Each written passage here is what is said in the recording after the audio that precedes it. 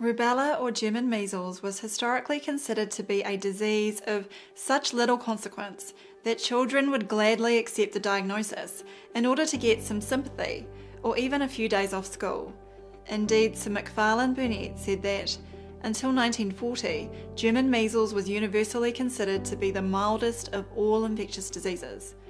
However, the narrative abruptly changed in 1941 when an Australian ophthalmologist published a single paper that supposedly proved the rubella virus could seriously injure or even kill developing babies.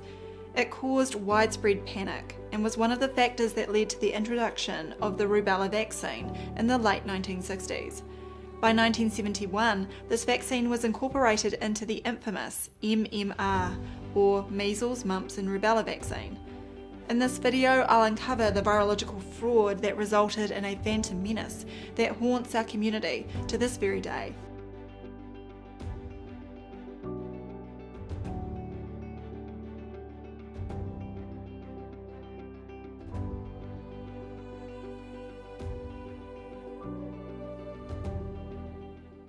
Wikipedia's rubella entry states that rubella, also known as German measles or 3-day measles, is a vaccine-preventable infection caused by the rubella virus.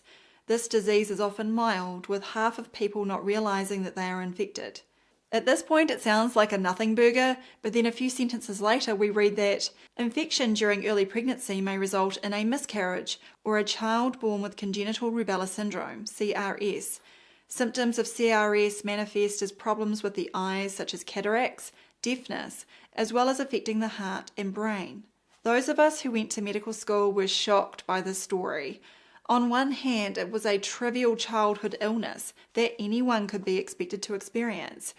But for pregnant mums, it was a nightmare scenario. Indeed, when we head over to the CDC's Pregnancy and Rubella page, we read that rubella is very dangerous for developing babies and can cause congenital rubella syndrome. Anyone who is not vaccinated against rubella is at risk of getting the disease. You should make sure you are vaccinated against rubella before you get pregnant. As well as grabbing the attention of medical practitioners, this is also the narrative that has convinced hundreds of millions of people to accept the rubella vaccine. Since 1971, this has often been administered as a combined shot with mumps and measles vaccines and what is known as the MMR vaccine, a blockbuster product for the medico-pharmaceutical industry.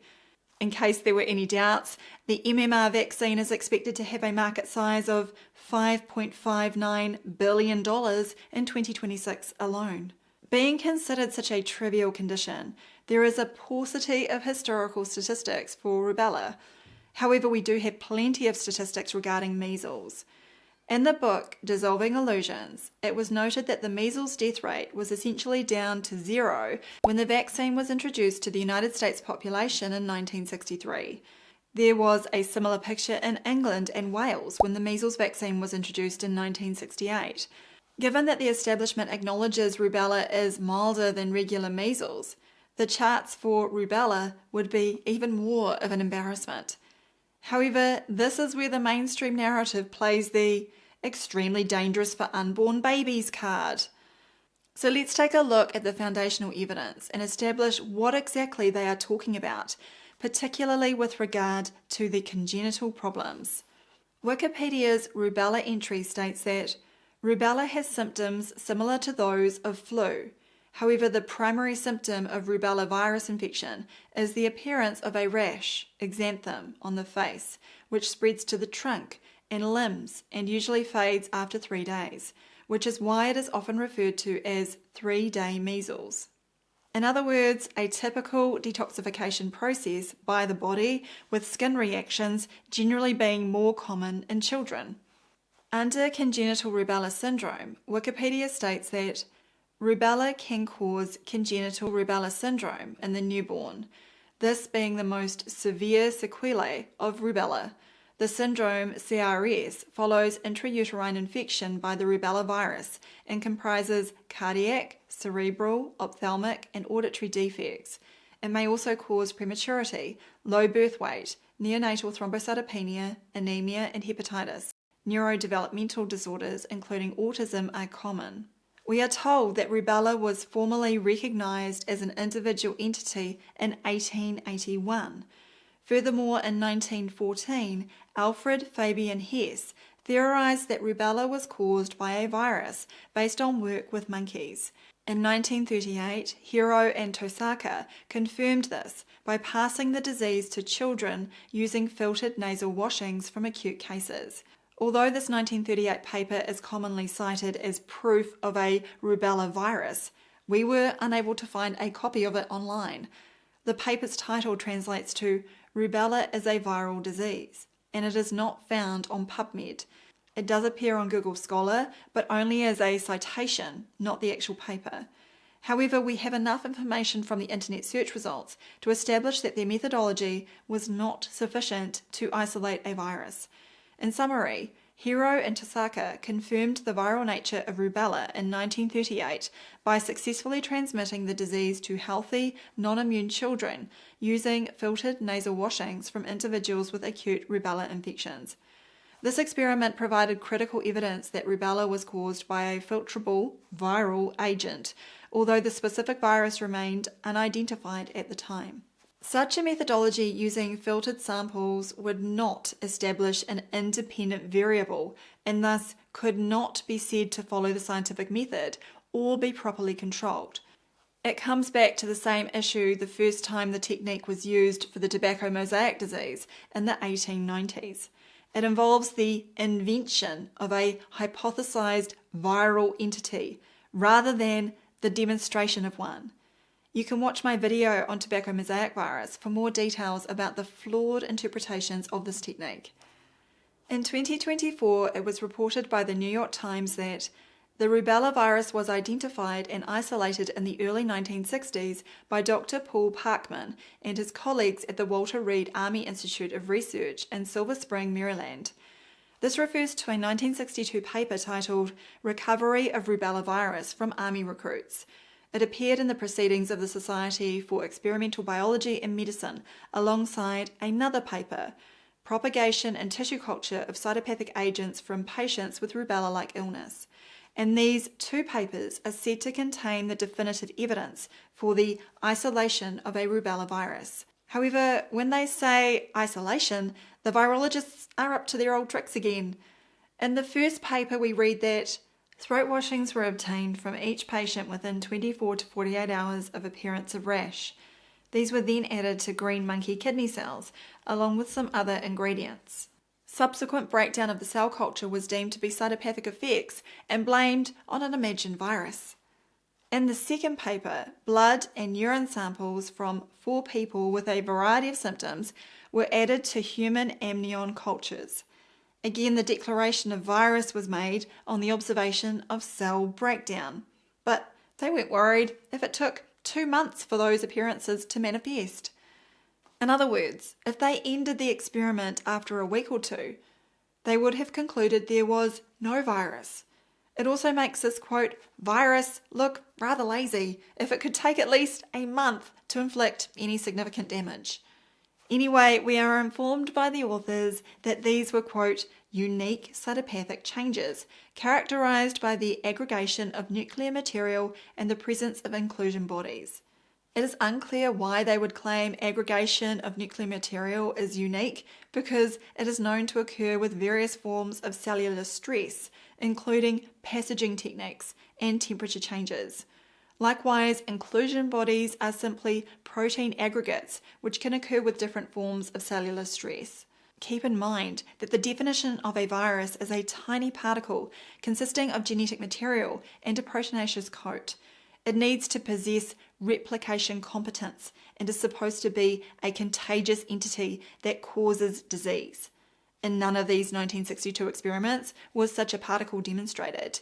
The breakdown of cells in the lab cannot be used as a proxy when the viral particles were not shown to exist in the first place. To add to the smokescreen, both papers mentioned control cultures. This is deceptive because it implies that an independent variable was being manipulated, in this case the alleged virus. However, this was clearly an impossibility, so instead they imagined the virus into existence and decided in advance that their patient samples must contain viruses. This is an issue that even many no-virus adherents have not yet fully appreciated. As my husband Mark outlined in his essay, Virology's Event Horizon, we must consider what would be required to control these cell culture experiments. By the virologist's definition, 2 specimens are used. One that is infected with the virus, or vector of interest. The other is treated the same way, except without the virus. In order to do this scientifically, it requires a specific physical manipulation of the proposed viral particles between the different specimens. Clearly, they've never done this. By contrast, the technique can be done with bacterial cells because they are found in nature and can be physically manipulated. So the viral cell culture methodology thus collapses on a scientific front because all the virologists do is declare in advance that one of the specimens is, quote, viral and one is, quote, healthy. If this can be known in advance, why would they even bother proceeding to the cell culture? In the case of rubella, they had already declared the virus into existence because in 1938, Hiro and Tosaka had claimed it was a, quote, viral illness. As outlined in Virology's Event Horizon, the results of the virologist cell culture experiments are irrelevant as the technique is trapped within a logical fallacy. There can be no independent variable being tested because the dependent variable, that is, the cytopathic effect, is being conflated with an independent variable that was not shown to exist in the first place. The experimenter can only fallaciously reify the hypothesized entity into existence. So there is no evidence of a rubella virus, and the disease, if it was a specific entity, is admittedly very mild. If this is all we needed to consider, then it would be reasonable to end our investigations there. No virus and a trivial illness, so no need for a vaccine on either account. However, this is where so-called Congenital Rubella Syndrome drives parents into a rubella vaccination frenzy. Congenital Rubella Syndrome is said to happen when an alleged infection occurs during pregnancy, and the baby can end up having very serious problems, such as deafness, heart disease, eye problems, and intellectual disabilities. The CDC informs us that congenital rubella syndrome was first reported by Norman Gregg, an Australian ophthalmologist, in 1941. At that time, Dr. Gregg published a 12-page report with the title Congenital Cataract Following German Measles in the Mother. He wrote that in the first half of the year, 1941, an unusual number of cases of congenital cataract made their appearance in Sydney. Cases of similar type, which appeared during the same period, have since been reported from widely separated parts of Australia. We should pause here to consider why this problem manifested in the middle of the 20th century. Like the polio epidemics, it is suggestive of a man-made problem involving environmental or pharmaceutical toxicity rather than the virus cover story. You can read Virus Mania and look at our resources on polio for details about that scandal. Coming back to Dr. Gregg's paper, we are informed that the total number of cases included in this review is 78. Over the next pages, he reports on the ophthalmic problems in the babies that he examined. Then it gets to the section titled Etiology or Cause, and he states, by a calculation from the date of the birth of the baby, it was estimated that the early period of pregnancy corresponded with the period of maximum intensity of the very widespread and severe epidemic in 1940 of the so-called German measles. Special attention was accordingly paid to the history of the health of the mothers during pregnancy, and in each new case it was found that the mother had suffered from that disease early in her pregnancy, most frequently in the first or second month. That is an exaggeration, as later in the report he states that in all but 10 cases in this series, the history of German measles infection is present. In case you are wondering, no more evidence is advanced that a specific entity called German measles or rubella caused any of the disease in the babies. Dr. Gregg goes on to acknowledge that it is interesting to note that the rash occurring in this so-called German measles epidemic has been described to me by physicians as macular, morbilliform, scarlatiniform, and toxic erythematous. In other words, it was pleomorphic. He also admitted that it is impossible to obtain any details of the epidemic from the health authorities. In other words, they were lumping together different presentations and rashes and retrospectively declared them all as rubella. When they couldn't attach this label to 10 of the cases, Dr. Gregg said he considered it quite likely that the infection had been slight and overlooked. This retrospective and clearly selective and biased data collection is the height of pseudoscience. The methodology could not possibly test a hypothesis, and at most it could have only suggested a future direction of research. While babies were being born with severe problems, blaming a condition with no definitive features and a virus that was never shown to exist simply covered up the real causes. Most mothers will experience mild fevers and various rashes during pregnancy, and yet serious congenital defects in their babies remain rare. Additionally, we know that the wide-ranging features of so-called rubella could be the result of environmental chemicals or pharmaceutical toxicity.